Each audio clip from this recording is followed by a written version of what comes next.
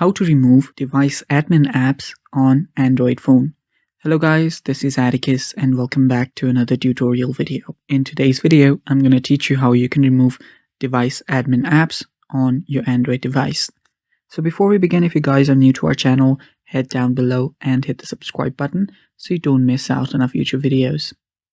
Also press the bell icon so you get notified whenever we release a new videos.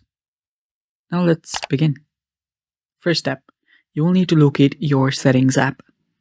After you've located it, open that up. Then after you're on your settings, simply scroll down till you find your security and privacy. Tap on that. After you've tapped on that, you can simply scroll down. And if you don't find your device admin option, tap on more security and privacy. And after you do that, you can scroll down again. And there you'll find device admin apps right under security section. Tap on device admin apps. And after you do that, you'll find the list of different apps available here. Now what you'll have to do is simply turn each of those apps off. So if it's turned on, you can simply turn that off from this toggle button right there and you're good to go. And that's basically it, guys. That's how you remove your device admin apps. Thanks for watching. That is it for today.